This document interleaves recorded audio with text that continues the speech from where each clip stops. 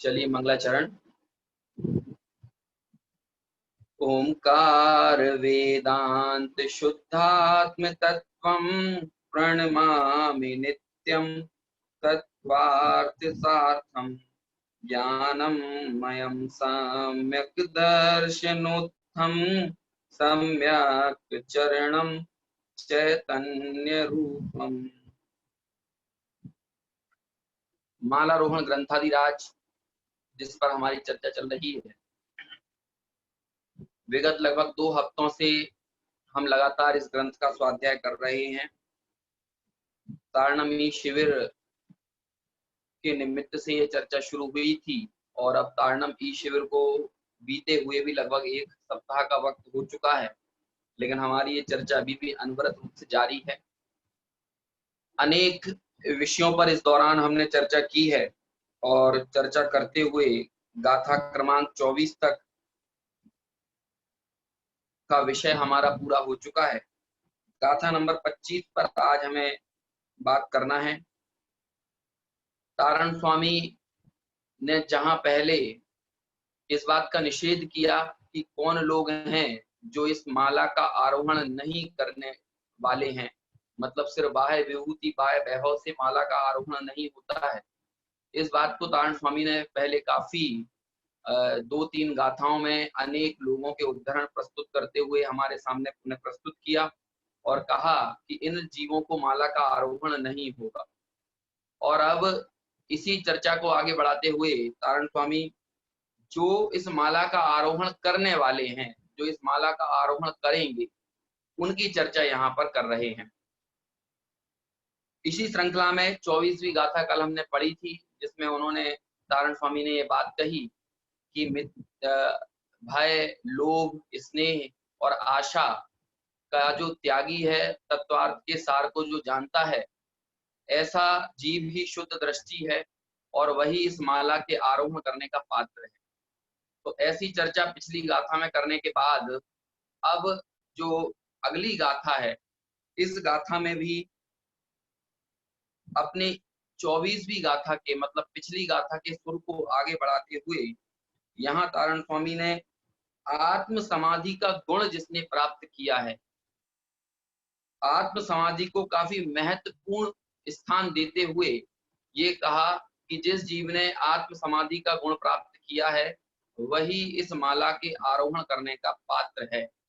तो ऐसी चर्चा इस 25वें नंबर की गाथा में अब यहाँ पर आएगी, जिसके ऊपर हम चर्चा करेंगे और समझेंगे कि आखिर किस विषय को यहाँ पर श्रीमद् जिनतारण स्वामी हमारे सामने रखते हैं, स्पष्ट करते हैं।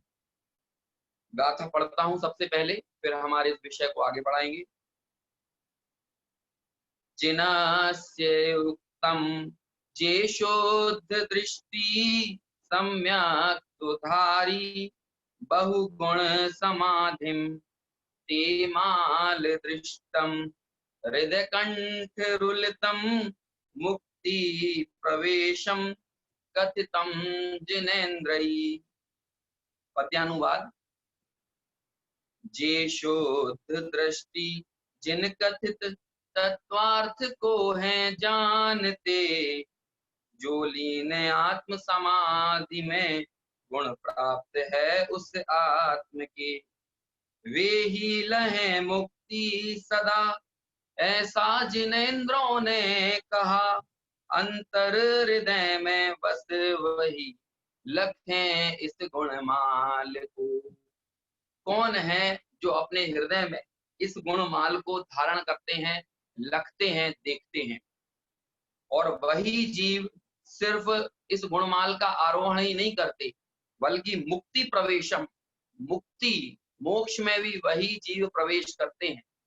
क्योंकि मोक्ष में प्रवेश करने के पूर्व में इस आत्म गुणों की माला का आरोहण करना जरूरी है, अर्थात आत्मानुभूति जरूरी है। कभी ऐसा नहीं होगा कि जीव मिथ्यात्व गुण स्थान में रहे और सीधे मिथ्यात्व गुण स्थान से ही केवल ज्ञानी हो जाए। उसकी पूरी परंपरा, पूरी प्रक्रिया, पूरी परिपाटी होती है कि किस तरह से क्रम क्रम से ये जीव अपने मिथ्यात्व का क्षय कर फिर सम्यक दृष्टि होता है, फिर व्रतों को धारण करता है, फिर श्रेणी चढ़ता है और उसके बाद ही पूर्ण वीतरागी होकर केवल ज्ञान की प्राप्ति करता है। इसीलिए सबसे पहले जो मोक्ष में जाने के लिए अनिवार्य शर्त है, वो है इस माला का आरोहण करना। वो है अपने हृदय में शुद्धात्म स्वरूप का सही निर्णय हो और उसकी अनुभूति हो। बिना शुद्धात्मा की अनुभूति के, बिना शुद्धात्मा के निर्णय के कभी भी 3 काल में यह संभव नहीं है कि ये जीव मुक्ति में प्रवेश कर सके। देखिए, अभी तक पिछली गाथाओं में तो तारण स्वामी कहते थे, है ना, कि हृदय कंठ रुलितम, है ना, ते माल दृष्टम, उन्होंने इस माला को देखा है और उसे अपने हृदय रूपी कंठ में उन्होंने धारण किया है। लेकिन अब तारण स्वामी एक और गारंटी दे रहे हैं। अब बताइए आपको किसका विश्वास चाहिए है ना? लोग में 4 व्यक्ति, कोई भी ऐरा गहरा आदमी आपसे कह दे कि भैया ऐसा कर लो तो ये जरूर होगा, और हम उस ऐरे गहरे व्यक्ति की बात मान लेते हैं और वो कार्य करने लगते हैं। किसी ने कहा कि भैया अमुक मार्केट में ये दुकान खोल लो तो तुम सुखी हो जाओगे, और हम उसकी बात मानकर वो काम कर लेते हैं। कोई कहता है आपके बच्चे को ये कोर्स कराओ तो आपका बच्चा बहुत तरक्की करेगा, और हम उसकी बात का विश्वास कर लेते हैं और अपने बच्चे को कोर्स को करा देते हैं, किसी कॉलेज में एडमिशन दिला देते हैं, है ना। हमें थोड़ी सी बीमारी हो, सर दर्द हो, तो किसी ऐरे गहरे व्यक्ति ने बोल दिया भैया ये दवा ले लो तो इससे तुम सही हो जाओगे। फिर भले ये उल्टा हो जाए, सही होने की जगह हालत और खराब हो जाए, लेकिन हम फिर भी उसका विश्वास करते हैं, है कि नहीं? सब जगह हमारा दुनिया में विश्वास है। डॉक्टर में विश्वास है, जब रेलगाड़ी में सफर करते हैं तो हमें ड्राइवर पर, रेल चलाने वाले वो लोको पायलट पर विश्वास है। फ्लाइट में सफर करते हैं तो वो प्लेन चलाने वाले पर विश्वास है, ठीक है ना। कुछ माल सामान खरीदने जाते हैं दुकान पर, बाजार में, तो दुकानदार बोल देता है ये ले लो, 1 नंबर माल है, आपको बहुत अच्छा चलेगा। हम उसकी बात का विश्वास करके वो माल खरीद कर ले आते हैं। सबका हमको विश्वास है, लेकिन आप विचार कीजिए तारण स्वामी का विश्वास नहीं है जिनकी हम जय जयकार कर रहे हैं। और तारण स्वामी यहाँ पर गारंटी दे रहे हैं, तारण स्वामी चैलेंज एक्सेप्ट कर रहे हैं हम लोगों का कि हम लोग भाई संसार में दुखी हैं, हे महाराज हमको सुखी बनाइए। ये दुनिया के सभी प्राणियों की ये कामना है, आकांक्षा है। उस आकांक्षा को समझते हुए तारण स्वामी कह रहे हैं कि तुम्हें माला का आरोहण करना पड़ेगा और तुम्हें संसार के दुखों से विरक्त होना पड़ेगा, और संसार के दुखों से विरक्त होकर मुक्ति की प्राप्ति करोगे तो तुम्हारे सारे दुख दूर हो जाएंगे। और उस मुक्ति की प्राप्ति की सिर्फ प्रेरणा ही नहीं दे रहे हैं, बल्कि मुक्ति प्राप्ति का पूरा उपाय और पूरा मार्ग बता रहे हैं। और यहाँ पर इस 25वीं गाथा में तो सीधे कह दिया कि मुक्ति प्रवेशम, वे जीव मोक्ष को में प्रवेश करेंगे। कौन से जीव मोक्ष में प्रवेश करेंगे? अगला प्रश्न हमारा ये खड़ा होना चाहिए ना कि कौन है जो मुक्ति में प्रवेश करेंगे? तो कहते हैं जिनस्य उत्तम जे शुद्ध दृष्टि। जिनेंद्र भगवान ने कहा है कि जिनेंद्र भगवान के द्वारा कहे गए तत्वों को जो जानते हैं, जिनस्य उत्तम, जिनस्य उत्तम, जिनेंद्र भगवान के द्वारा कहे गए जो तत्वार्थ को जो जानते हैं। क्योंकि यहाँ पर फिर एक बार, है ना, सम्यक्तधारी बहुगुण समाधिम, जो सम्यक्त के धारी हैं, जिनेंद्र भगवान के कहे तत्वों को जानते हैं, वे शुद्ध दृष्टि कैसे हैं कि जिन्होंने बहुगुण समाधिम, जिन्होंने समाधि का गुण, समझ रहे हैं ना, समाधि, आत्म समाधि का गुण जिनको प्राप्त हुआ है, वे जीव मुक्ति में प्रवेश करेंगे। ये गारंटी तारण स्वामी ने दी है। अब बताइए किसकी गारंटी चाहिए? कोई और ऐरा गहरा कोई भी आदमी आए, है ना, 4 बातें आपके सामने बोल दे, उसका विश्वास करना है या तारण स्वामी का विश्वास करना है? तारण स्वामी ने कहा कि यदि आपको आत्म समाधि का गुण है तो आप निश्चित ही मुक्ति में प्रवेश करेंगे। लेकिन ये भी तो समझें कि आत्म समाधि क्या होती है, कि मरने से पहले, है ना, कोई नमोकार मंत्र सुना दे। और आजकल क्या जबरदस्ती में लोगों को समाधि दे दी जाती है, चाहे कोई दादाजी दादी जी, है ना, बुजुर्ग हो गए, उनका अंतिम समय चल रहा हो, उनके अंदर से तो विषय कसाय छूटते ना हो, और बाहर से उनको उनका भोजन पानी छुड़वा दिया जाए और बाद में कह दिया जाए कि इनकी समाधि हो गई, समाधि हो गई। भाई भोजन पानी छोड़ने का नाम समाधि नहीं है ना, ये समझना पड़ेगा। वास्तव में विषय और कषाय के त्याग का नाम त्याग है, और उस विषय कषाय का जब त्याग होता है तो बाहर में भोजन पानी आदि के छूटना भी देखा जाता है। लेकिन सिर्फ भोजन छोड़ देना, है ना, या मरते हुए जीव को णमोकार मंत्र सुना देने से उसकी समाधि हो जाए, तो ऐसा नहीं है ना। हमने कहानियों में पढ़ लिया कि वो मरते हुए कुत्ते को णमोकार मंत्र सुनाया और वो स्वर्ग चला गया। ऐसे ही भैया अपन ने भी जीवन भर तो खूब पाप क्रियाएं की हों, विषयों में अनुरक्त रहे हों, भोगों की आसक्ति रही हो, और मरते समय कोई आदमी आए और हमारे कानों में णमोकार मंत्र सुना दे, तो हमें भी क्या होगा, हमें भी समाधि की प्राप्ति हो जाएगी। इसे समाधि नहीं कहते हैं। समाधि का क्या स्वरूप है, पहले हमें शास्त्रों से वो जानना पड़ेगा। हमने तो बस ये मान लिया है समाधि मतलब मृत्यु। सुनिए एक बात, कि जिसका जीवन समाधि पूर्वक बीतता है उसका ही मरण समाधि से होता है। पहले हमें समाधि के साथ जीना सीखना पड़ेगा, तभी हमारी मृत्यु समाधि सहित होगी। तो किसे कहते हैं समाधि? साम्य भाव जहां पर हो, अधि यानी होता है ज्ञान और सम यानी होता है समता। इन दोनों शब्दों से मिलकर बना है समाधि। जिसके ज्ञान में साम्य हो, जिनका ज्ञान समता पूर्वक बीतता हो, जिसके ज्ञान का प्रवाह समता पूर्वक हो, जिसके ज्ञान मतलब वस्तुओं को जाने और जानकर राग द्वेष करे, तो ऐसे उस जीव को समाधि नहीं हो कही जाएगी, बल्कि जो जाने और जानते हुए जो राग द्वेष का परिहार करते हुए समता के साथ अपना जीवन बिताए। कि हमारे ज्ञान में महल भी जानने में आए और हमारे ज्ञान में झोपड़ी भी जानने में आए, लेकिन फिर भी दोनों में हमारी एक में ममता और एक में हमारा द्वेष भाव ना हो। हमारे ज्ञान में सोना भी जानने में आए और हमारे ज्ञान में कंकड़ पत्थर कांच भी जानने में आए, लेकिन उसके बावजूद भी हमारे दिमाग में राग द्वेष की वृत्ति ना पनपे। आज के समय में तो हालत ये है कि अपने परिवार में लोग समता धारण नहीं कर पाते हैं, पूरे विश्व में समता को धारण करने का तो सवाल ही कहाँ उठता है। पुत्र में और भतीजे में फर्क करते हैं, पति और देवर में लोग अंतर करते हैं, है ना, उनमें ही राग द्वेष होता है। पुत्र और भतीजा साथ में भोजन करने बैठ जाएं, तो बताइए किसकी थाली में ज्यादा घी जाएगा? है स्वाभाविक तौर पे आपको यदि दो एप्पल यदि देने को मिल जाए और एक पुत्र को देना हो, एक भतीजे को देना हो, तो किसको बड़ा एप्पल देंगे, बड़ा सेब किसके हाथ में जाएगा? अरे हम यही इतना भेद कर देते हैं।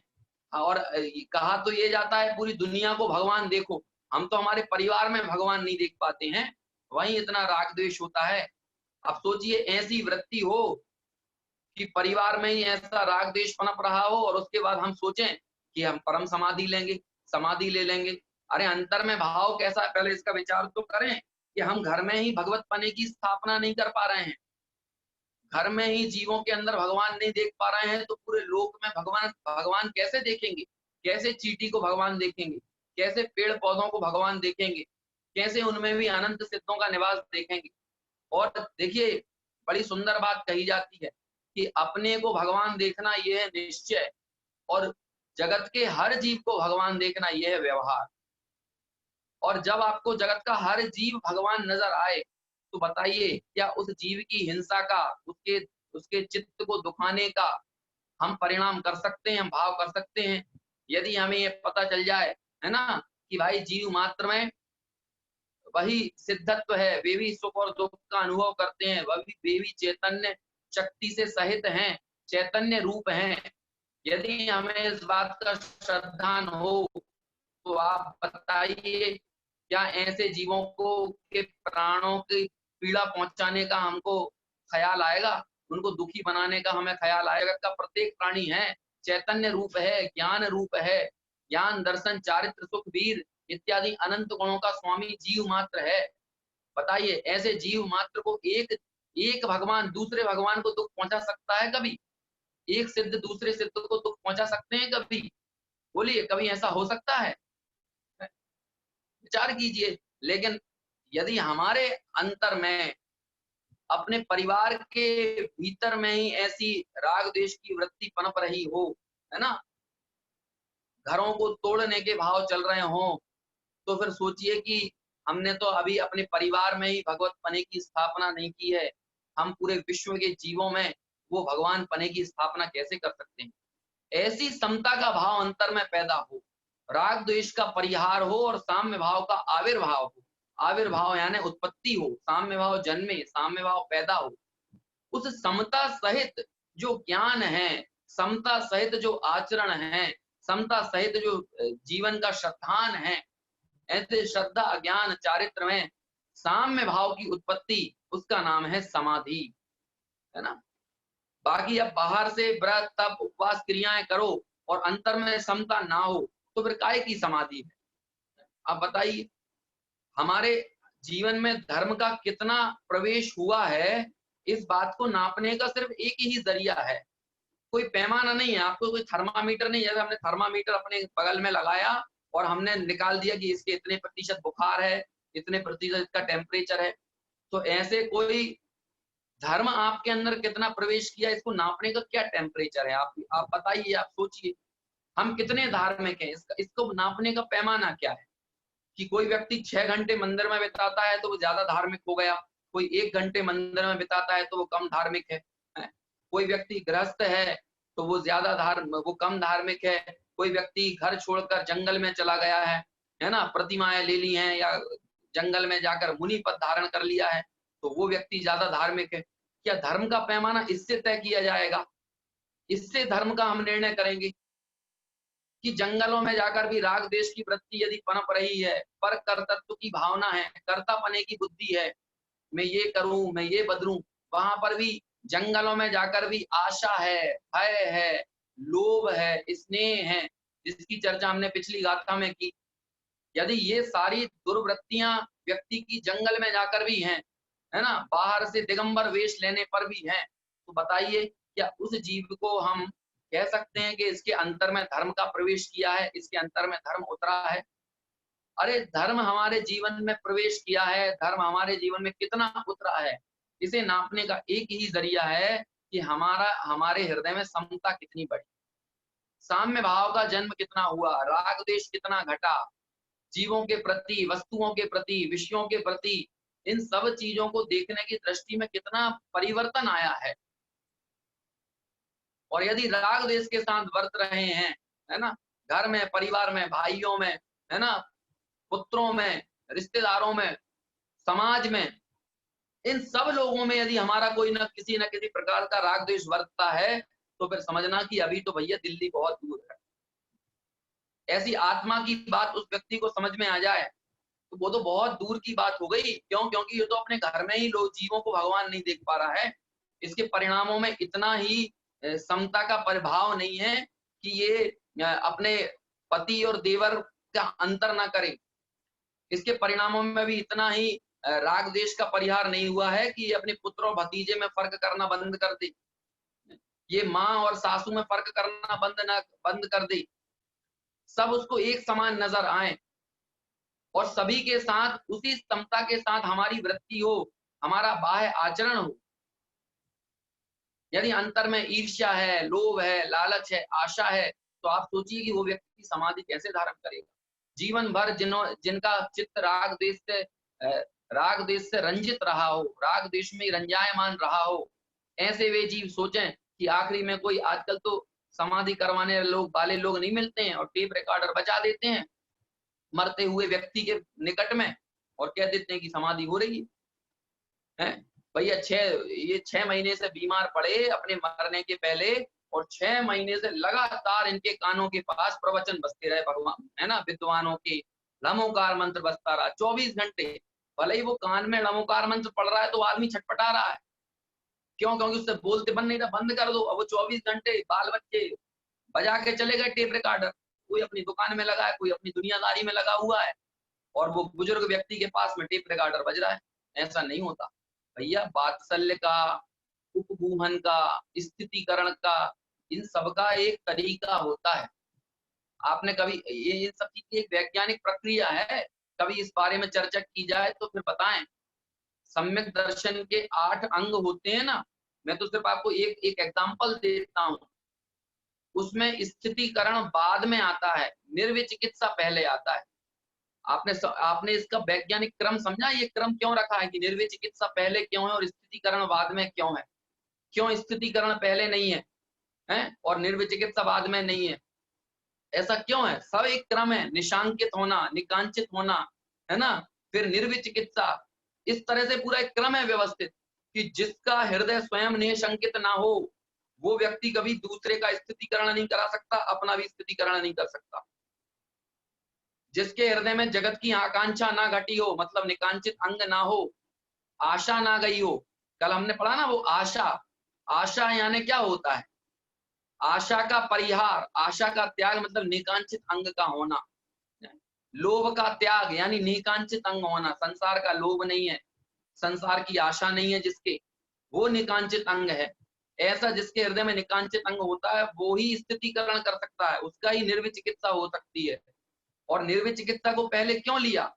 कि आपको किसी साधर्मी का या मुनिराज का मलिन शरीर देखकर आपको घृणा ना छूटे, है ना? यदि आपको मलिन शरीर देखकर घृणा छूटेगी, है, किसी का अंतिम समय चल रहा हो और उसके मान के चलो खून पीप निकल आया, है ना, उसके किसी घाव में से लगातार रक्त का स्त्राव हो रहा हो, ठीक है ना, नाक बह रही हो, खांसी चल रही हो, इस तरह का बहुत बुरी परिस्थिति बन गई हो किसी साधर्मी की या मुनिराज की, तो आप बताइए जब आपको घृणा हो रही होगी तो आप कैसे जाएंगे उस जीव के पास, कैसे आप उसकी स्थितिकरण करा सकते हैं?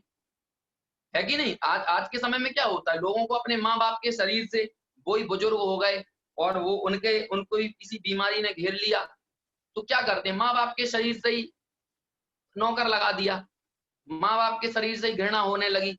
तो अब आप सोचिए माँ बाप का स्थितिकरण कैसे करा सकेंगे, अंतिम समय में उनका समाधि कैसे हो सकेगी? स्थितिकरण में क्या होता है कि धर्म से विमुख होते हुए परिणामों को वापस धर्म में जोड़ना, उसे स्थितिकरण कहते हैं। और आप मान के चलिए स्थितिकरण करने से पहले उस सामने वाले की थोड़ी वैयावृत्ति करेंगे या नहीं करेंगे, हैं? उसके पैर में दर्द है और आप उसको सीधे नमोकार मंत्र सुनाने लगे, उसके घाव में दर्द है तो पहले घाव की मरहम करेंगे या नहीं, ये बाहरी उपचार होगा या नहीं होगा? और यदि आपको घृणा हो रही होगी सामने वाले के घाव से, तो आप उसका क्या स्थितिकरण करने जाएंगे? सामने वाला दर्द से परेशान हो, उसका क्या स्थितिकरण करने जाएंगे? पहले उसका विश्वास और उसका प्रेम तो जीतना पड़ेगा ना, उसकी बाहरी वैयावृत्ति करके। पहले उसके रोग का जो भी निदान है यथोचित उसकी सेवा करके, उसके पैर दबाकर, है ना, उससे बड़ा वात्सल्य पूर्वक व्यवहार करके जब उसकी वैयावृत्ति की जाए, उसके परिणामों का उद्वेग थोड़ा ठंडा पड़े, नहीं तो आर्त ध्यान में पीड़ा चिंतन नाम का आर्त ध्यान चल रहा हो, तो आप उसका कैसे धर्म ध्यान की बात कर सकते हैं? तो उसको पहले उसके परिणाम शांत करना पड़ेगा ना, इसीलिए निर्विचिकित्सा अंग पहले रखा कि आपको घृणा ना हो, और फिर उसका स्थितिकरण कराई। फिर सामने वाले को बोलिए कि भाई इस देह की स्थिति तो थोड़े काल की है, इस देह की ये जो इस देह का जो प्रतिकूल प्रवर्तन हो रहा है, इसे देखकर अपने परिणाम मत बिगाड़ो, है ना, इसमें तीव्र आसक्ति मत छोड़ो, ये तो छूटने लायक ही है। लेकिन ऐसे समय में भी तुम अपने वास्तविक स्वरूप का ध्यान करो, उसका स्मरण करो, अपने निज स्वरूप को ध्याओ। जब ऐसे निज स्वरूप को ध्याओगे और वो व्यक्ति यदि अपने स्वरूप की तरफ उन्मुख हो, है ना, वो भेद विज्ञान करे देह में और आत्मा में, तो जो देह का दर्द था वो भी उसको ख्याल में ना आए और उसे अपने स्वरूप का बोध हो, देव गुरु धर्म का उसका श्रद्धान हो, उसे प्रथमानुयोग की कथाएं सुनाई जाएं और अनेक महापुरुषों के जीवन से उसे प्रेरणा लेने का एक तरह से हम प्रेरणा लेने की उसको समझाइश दें, तब जाकर उसके परिणाम स्थिर होंगे और ऐसे स्थितिकरण अंग होगा, है ना जी, ये पूरा एक क्रम है। ऐसे ही समाधि में आज का जो समाधि का एक विकृत रूप हमारे सामने आया है वो समाधि नहीं है, परिणामों में समता का वृद्धि होना, समता रूप परिणाम बढ़ना। जब समता रूप परिणामों में वृद्धि हो तभी वास्तव में जीवन में समाधि फलीभूत हो सकती है। तभी देखिए बोधि और समाधि क्या क्या फर्क है इन दोनों में। इस भाव में सम्यक दर्शन ज्ञान चारित्र को लेना, इसका नाम है बोधि। और अगले भाव में मतलब इस भाव में आराधना के जरिए सम्यक दर्शन ज्ञान चारित्र को संजोना, प्राप्त करना, इसका नाम है बोधि। और इस भाव में अर्जित किए हुए रत्नत्रय को अगले भाव में ले जाना, उसका नाम है समाधि। मृत्यु के काल में, महावेदना के काल में हमारे परिणाम ना डिगे कि हमने जीवन भर जो आराधना की, हमने जीवन भर जो स्वाध्याय किया, जो चिंतन किया, लेकिन हमारे मृत्यु के समय में देखिए अपने यहाँ बड़ी व्यवस्था अलग है जिन शासन की। हमारे यहाँ जन्म महोत्सव का कोई रिवाज नहीं है, है ना। जन्म महोत्सव जो होता है ना, वो कोई रिवाज नहीं है। होता है तो जन्म कल्याणक होता है, वो भी सिर्फ तीर्थंकरों का होता है और किसी का नहीं होता है, सिर्फ पूरे विश्व में किसी का नहीं होता है। लेकिन मृत्यु महोत्सव हर जीव का हो सकता है, हर जीव का, प्रत्येक जीव का, कुत्ते का, बिल्ली का, गधे का, घोड़े का, जो भी समता पूर्वक मरण करे, त्रियंच गति का हो, है ना, अरे नरक गति का क्यों ना हो, लेकिन वो भी, उसके जीवन में भी हृदय में जितनी समता है, समझ लो वो समाधि पूर्वक उसका जीवन है। देवों का क्यों? क्योंकि मिथ्या दृष्टि देवों की जब देह छूटती है तो बड़े आर्त ध्यान होता है उनका, है कि नहीं? लेकिन सम्यक दृष्टि जीव का, सम्यक दृष्टि का ऐसा आर्त ध्यान नहीं होता। क्यों? क्योंकि वो तो जगत की नश्वरता को जानता है, इसलिए उसके समाधि वर्तती है, समाधि उसके जीवन में होती है। समझ में आया ना? ऐसे ही प्रत्येक मनुष्य का यदि उसके हृदय में भी समता भाव है, समता के परिणाम है, तो उसके जीवन में भी समाधि हो सकती है। और ऐसे समाधि पूर्वक, समता पूर्वक देह का त्याग करना, उसको ही मृत्यु महोत्सव नाम दिया गया है। और मृत्यु ये आत्महत्या नहीं है कि लोग इस चीज को समझ नहीं पाते हैं। वो हमारे यहाँ संलेखना को, समाधि को आत्महत्या का दर्जा देते हैं। इस बारे में तो बहुत कुछ सालों पहले विवाद भी हुआ। हमारे लिए अंतिम विकल्प है वो। यदि हमारे शरीर के साथ साधना आराधना हो रही है और शरीर को बचाए रखने का कोई भी विकल्प उपस्थित है, तो हम पहले अपने शरीर को बचाने का यथोचित संयम के साथ प्रयास करते हैं, असंयम के साथ नहीं, है ना? अन्य जीव का हिंसा करना पड़े अपने को बचाने के लिए, ऐसी संलेखना नहीं लेते। इसका तो एक बहुत अच्छा एग्जाम्पल है, आप सभी ने पढ़ा होगा, है ना, कि वो सर्प के मुंह में चली गई वो रानी, कौन थी? अनंगधरा थी ना शायद, है ना? और उसके जंगल में उसे सर्प ने, अजगर ने अपने मुख में ले लिया। और फिर उसके पिता भी वहां पहुंचते हैं, और पिता, अभी उस अजगर ने उस रानी को खाया नहीं था, उस राजकुमारी को, लेकिन पिता जैसे ही बाण चलाने के लिए आगे बढ़ते हैं, तो वो रानी बोलती है, नहीं पिताजी, इसे अभय दान दीजिए, इस पंचेंद्रिय जीव को अभय दीजिए। मैं तो संलेखना ले चुकी हूँ, लेकिन मेरे इन नश्वर प्राणों को बचाने के चक्कर में आप एक संगी पंचेंद्रिय जीव के हिंसा करें, उसके पाप के भागी बने, ऐसा मैं उचित नहीं समझती। और मेरे निमित्त से आपको इसकी हिंसा करना पड़े, इसलिए मैं आपको इसकी कतई इजाजत नहीं दूंगी। कृपया करके आप इस प्राणी को अभय दान दीजिए, क्योंकि अब मैंने तो संलेखना ले ली है, मैं तो अब अजगर के मुंह में हूं ही, है ना?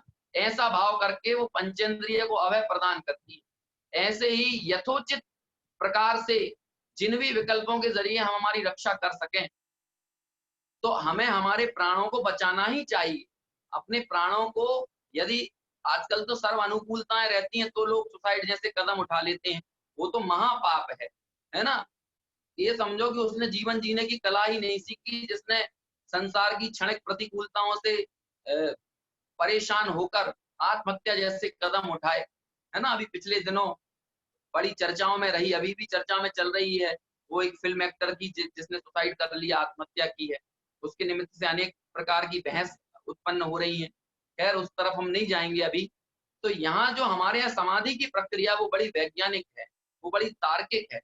कि भाई अब मान के चलिए किसी व्यक्ति की उम्र 85 वर्ष की हो गई है, पांचों इंद्रियों ने साथ देना बंद कर दिया है, तो वो अपने शरीर को धीरे धीरे क्रश करता है, संयम को बढ़ाता है ना? अपने शरीर को पोषने के लिए अब कितना अच्छा व्यंजन आदि भोजन आदि करे, तो कितने साल अपने शरीर को टिकाए रख सकता है।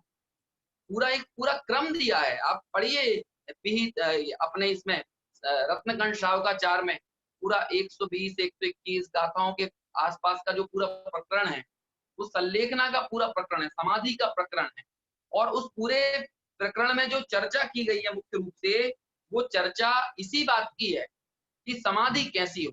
समता भाव पूर्वक देह का परित्याग, वो ही समाधि है। कुल मिलाकर समता सहित जीवन ही समाधि है। आपको और एग्जांपल देता हूं, नियमसार ग्रंथाधिराज में समाधि का वर्णन है, परम समाधि नाम से एक अधिकार ही वहां पर लिखा गया है। उसमें देखिए क्या गाथाएं आती हैं। वैणोच्चारण क्रियम परिचत्ता वीय राय भावेण, जो झा यदि अपाणम परम समाहि हवे तस्। अर्थात वचनोच्चारण की क्रिया का भी परित्याग करके, अब वचनों से उच्चारण करने की जरूरत नहीं है, बल्कि उसका भी त्याग करो, धीरे धीरे वचनों का उच्चारण भी बंद करो, और क्या करो, कहते हैं कि वीतराग भाव से यानी साम्य भाव से जो आत्मा को ध्याता है उसे परम समाधि कहते हैं, वही परम समाधि है। आत्मा को ध्याना वो परम समाधि है, साम्य भाव से आत्मा का ध्यान वो परम समाधि है। अब आत्मा की खबर नहीं है और बाहर से खाना पीना छोड़ दे, है ना, तो वो समाधि नाम पाएगा, उसे समाधि संज्ञा दी जाएगी। हम स्वयं इस बात का विचार करें, क्या उस चीज को समाधि कहा जा सकता है? देखिए और लिखते हैं, क्या क्या सुंदर बात कही कि बाहर से व्रत तप उपवासों का नाम समाधि नहीं है, बल्कि क्या है समाधि, है ना। तो लिखते हैं, मतलब एक तरह से बाहरी क्रियाओं का निषेध करने की शैली देखिए, उन सारी क्रियाओं का कहा कि वो सारी निरर्थक हैं। देखिए कितनी सुंदर बात आचार्य कुंद ने कही, किम का हदिवण वासो काय किलेसो विचित्र उपवासो अध्ययन मोण बहुधी समदार ही समणत। क्या कहते हैं कि वनवासो यानी वनवास में चले जाओ, काय क्लेशो यानी काय को क्लेश दो, काय को प्रताड़ित करो, काय को परेशान करो, काय को दुख दो, सताओ तपाओ, है ना, ये काय क्लेश करो, और विचित्र उपवासो अनेक प्रकार के उपवास करो, ये समाधि नहीं है। ये कहते हैं ना कि किम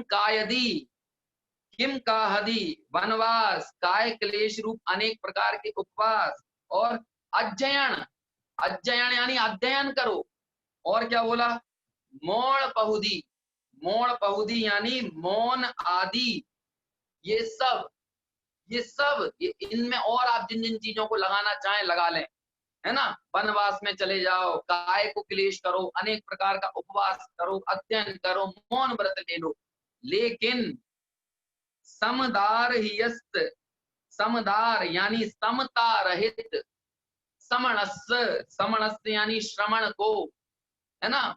मुनिराजों की मुख्यता से भी ये बात कह दी कि ऐसे मुनिराज भी यदि समता रहित हैं, वीतराग भाव उनके हृदय में नहीं है, तो किम का हदी, मतलब ऐसा करने से वे क्या कर लेते हैं, अर्थात समता रहित जीव के ये सब निरर्थक हैं।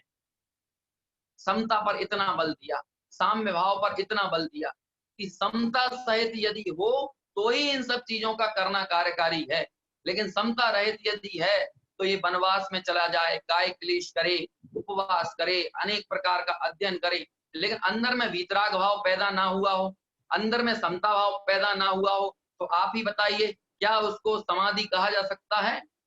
क्या समाधि के लिए एक पूरी की पूरी समाधि का प्रयोजन क्या है? देखिए हमको ये समझना जरूरी है कि किसी भी आयोजन का प्रयोजन क्या है। हम लोग आयोजन में ही मस्त हो जाते हैं, और ये बाहर की जो चेष्टाएं हैं ये सब आयोजन है। बाहर से उपवास करना, 4 प्रकार के आहार का क्रम से त्याग करना, ये सब आयोजन है।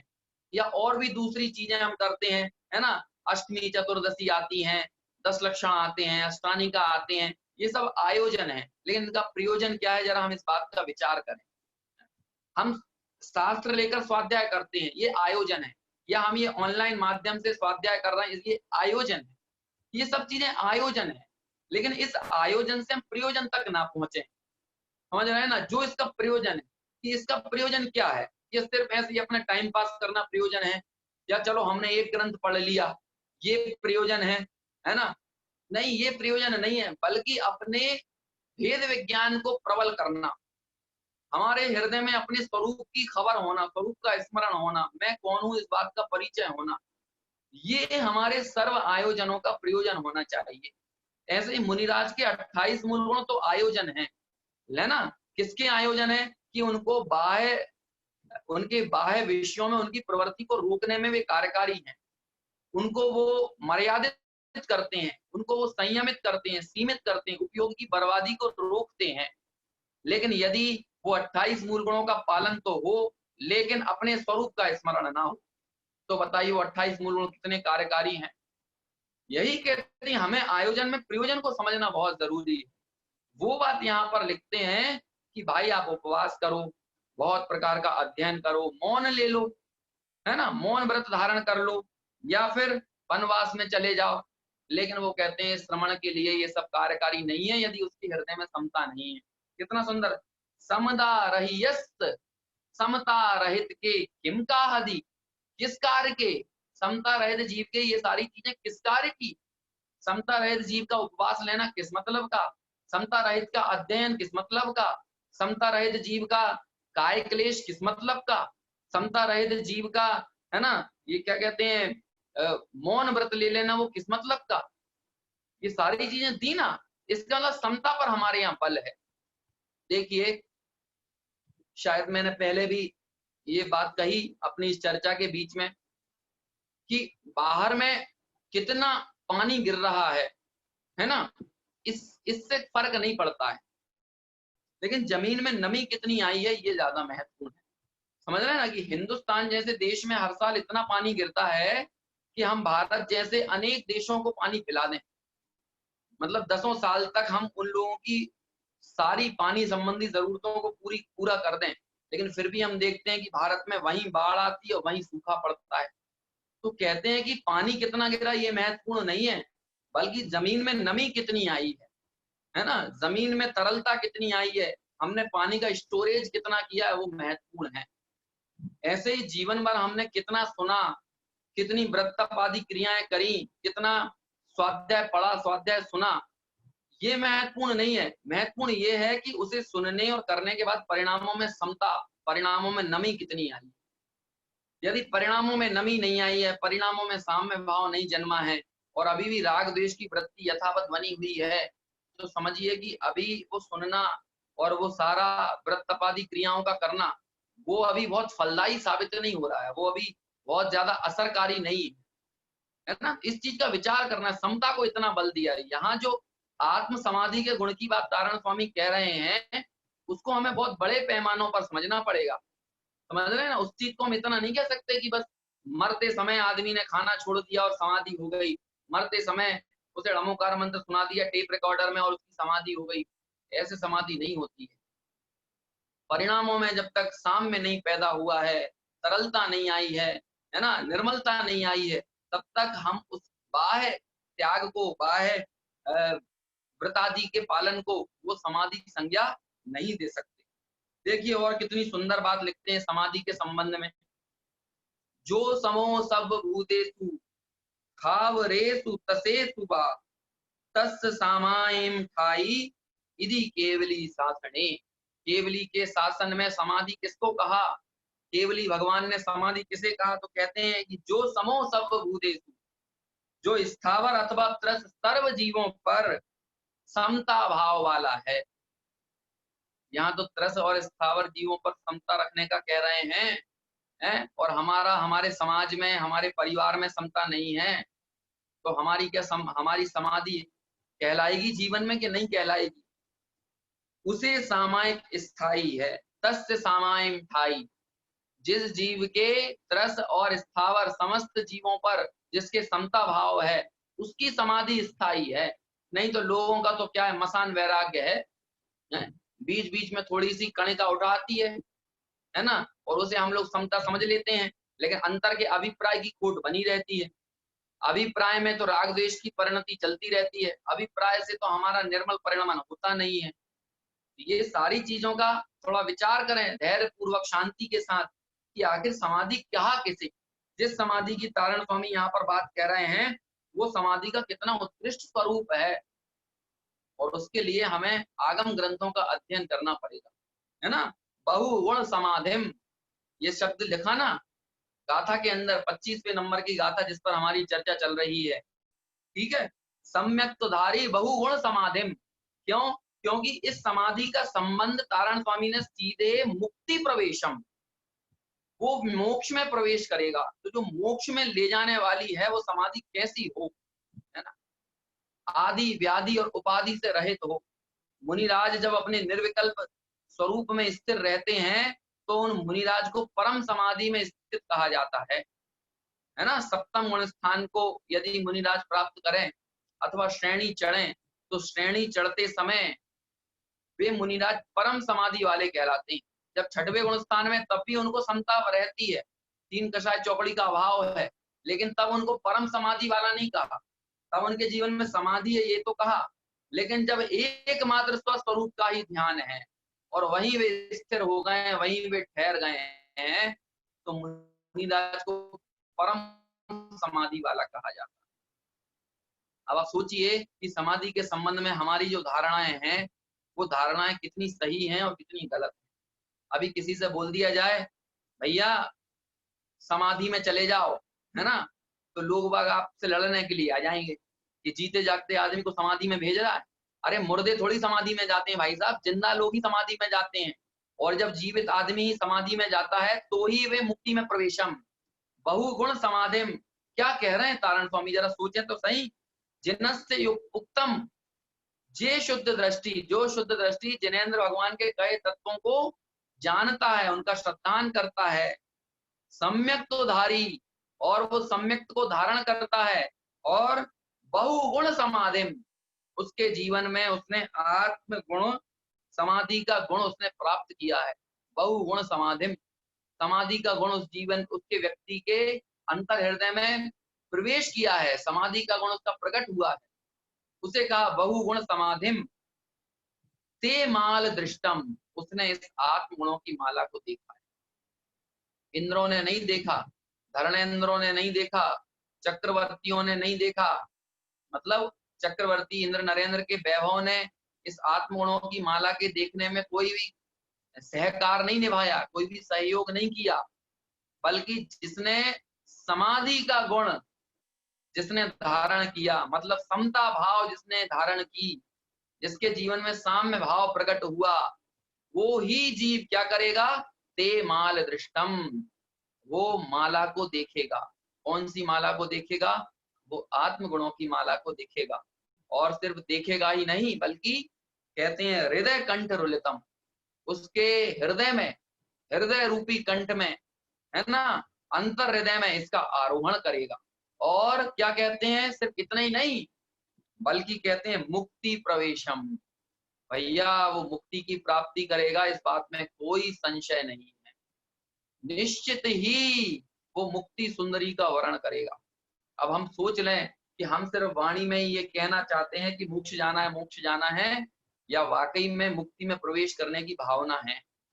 और मुक्ति में प्रवेश करने की भावना है तो हम भी ऐसा समाधि का गुण अपने जीवन में प्रकट करें, मतलब समता भाव पैदा करें, राग द्वेष का परिहार करें, तभी ते माल दृष्टम मुक्ति प्रवेशम, वे मोक्ष में प्रवेश करेंगे। और ऐसा कौन कह रहा है, कथितम जिनेन्द्र, ऐसा जिनेंद्र भगवान के वचन है। अब तक जो भी सिद्ध हुए और आगे होंगे, वो सब महिमा जानो बस एक भेद ज्ञान की, है ना।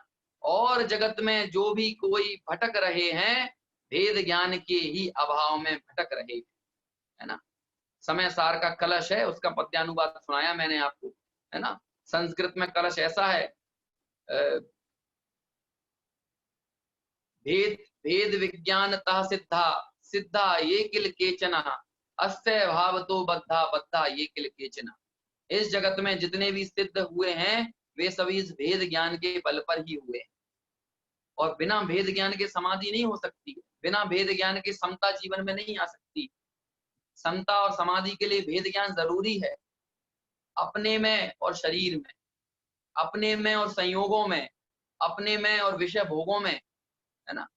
सोचिए, नहीं तो ये जीवन यूं ही चला जाएगा भाई, है ना। देह को अपना मानते हुए जन्मे थे और देह को अपना मानते हुए ही मर गए, तो समझना कि हमने जीवन में आकर कुछ नहीं किया। श्रीमद जी के शब्दों में कहें तो संसार का बढ़ना अरे नर देह की ये हार है। क्या क्या लिखा, बहु पुण्य पुंज प्रसंग से नर देह मानव का मिला, तो भी अरे भव चक्र का फेरा ना एक कभी टला। जरा विचार करें उन पूरी पंक्तियों पर। हम पढ़ते तो बहुत हैं, लेकिन उन पंक्तियों के अर्थ, उनके भाव हमें ख्याल में आना बंद हो गए। भाई कम पढ़ो, एक पंक्ति पढ़ो, लेकिन उस पंक्ति के भाव को समझो, उसको अंतर तक गहराई में लेकर जाओ, है ना। तारण स्वामी की इन गाथाओं में अनेक पंक्तियां बारंबार रिपीट हुई हैं, लेकिन उनके रिपीट होने का मतलब ये है कि सारण स्वामी कंसंट्रेट करना चाहते हैं। नया नया विषय देकर आपको गुमराह करने से ज्यादा उनका ध्यान इस बात पर है कि आप मूल बात को समझो। तत्वार्थ सार्धम, है ना, तत्वार्थ के सार को ग्रहण करो, है ना। ते माल दृष्टम, वे ही इस आत्मगुणों की माला का आरोहण करेंगे। एक आध पंक्ति को बदलते हैं, लेकिन उनका पूरा का पूरा जो फोकस है वो यही है कि भाई शुद्ध दृष्टि मतलब सम्यक दृष्टि बनो, परम समाधि के गुण को जानो, आशा को, भय को, लोभ को, स्नेह को छोड़ो। यदि हमारे हृदय आशा से, भय से, स्नेह से और लोभ से भरे हुए हैं, अपेक्षा में हम लोग डूबे हुए हैं, तो हम कैसे मुक्ति में प्रवेश करेंगे?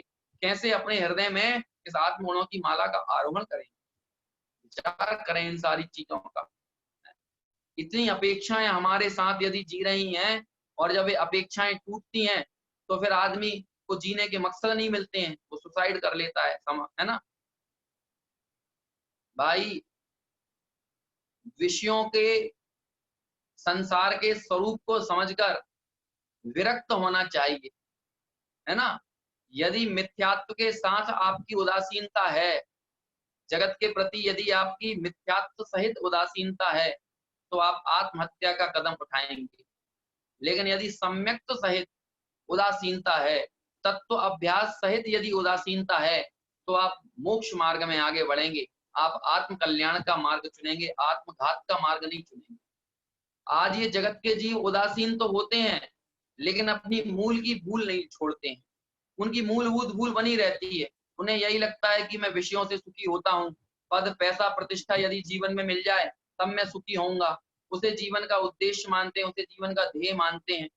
और हम हमारे बाल बच्चों को भी यही बात सिखाते हैं, उनको उसी मार्ग पर आगे बढ़ाते हैं कि बेटा ज्यादा पैसा कमाओ, है ना, ज्यादा बड़े मकान बनाओ, बड़ी बड़ी गाड़ियां खरीदो, यही जीवन का सार है।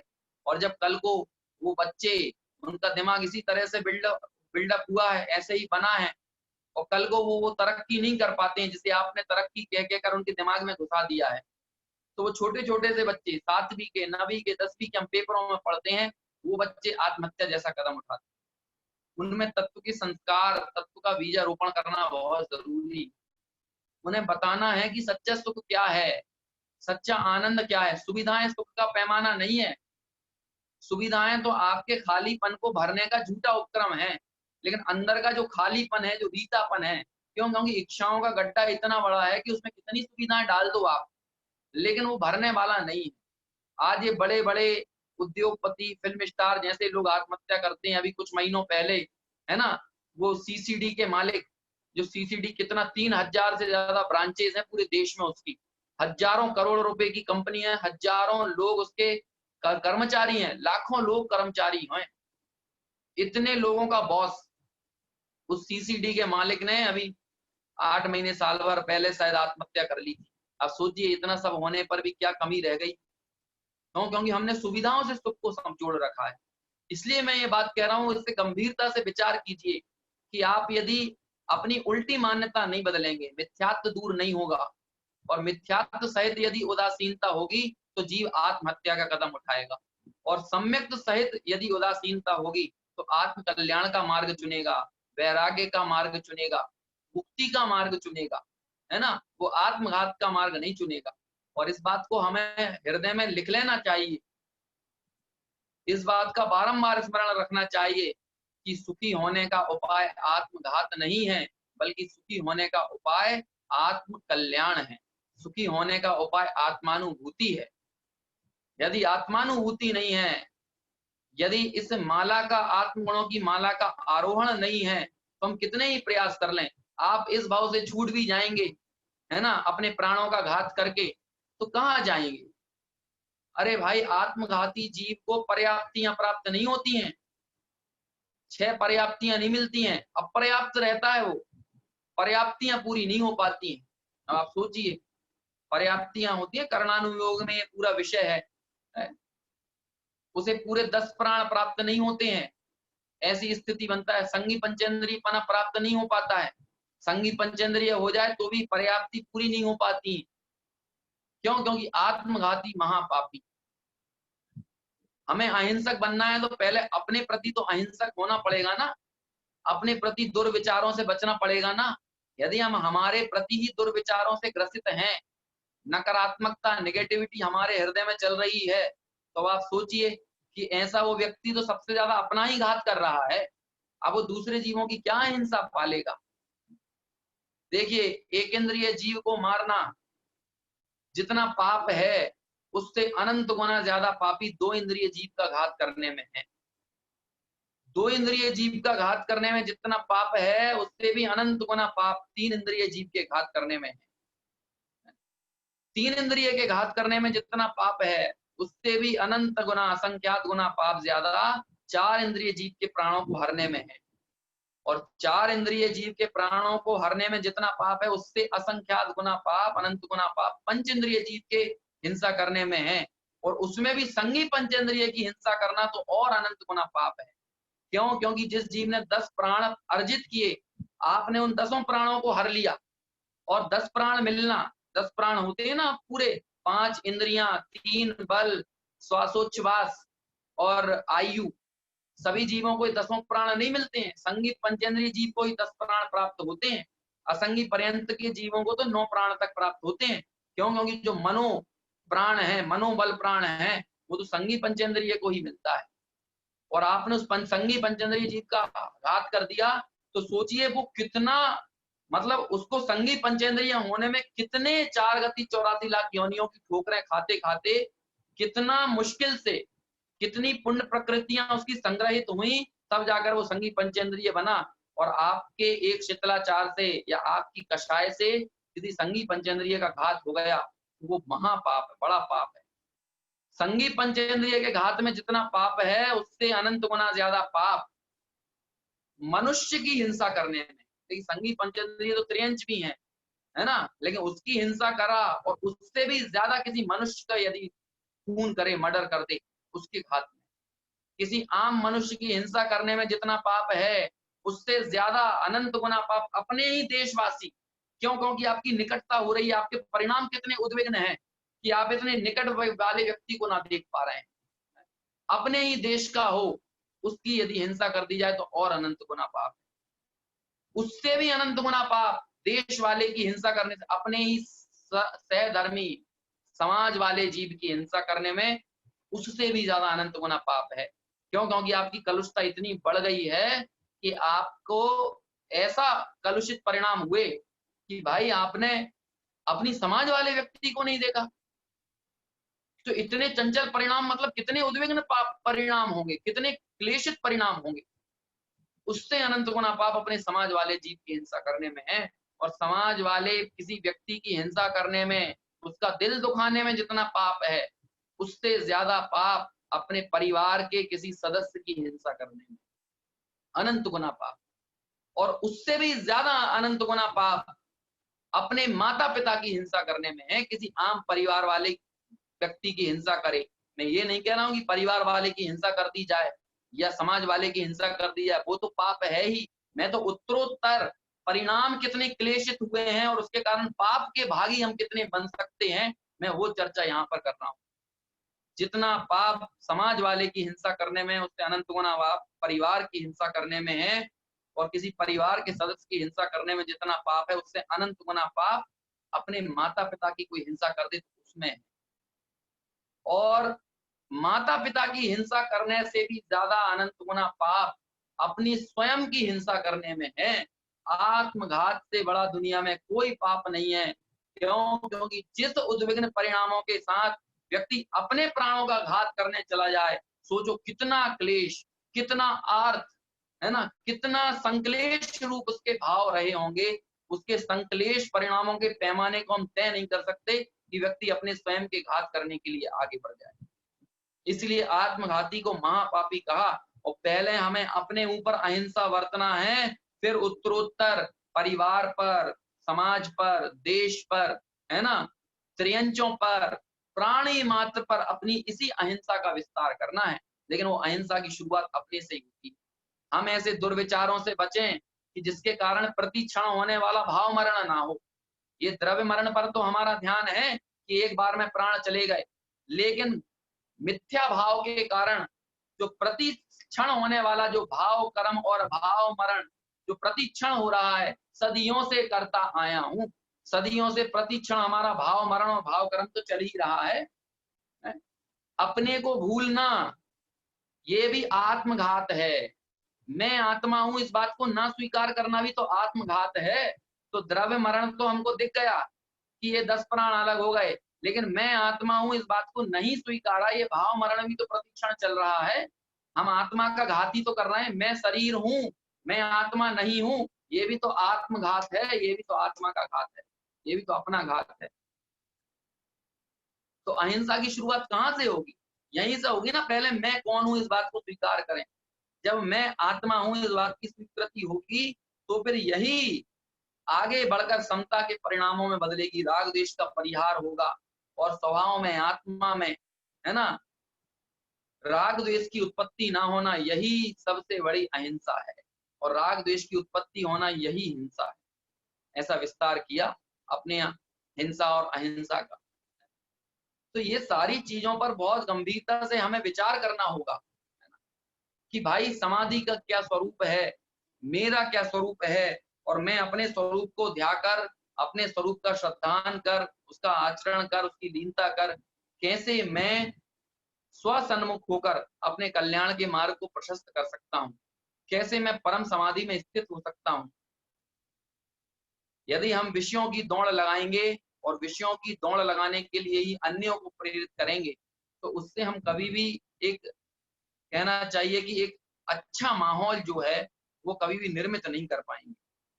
वो बड़ा ही गंदा माहौल रहेगा, वो बहुत ही विषयासक्त माहौल रहेगा, है ना।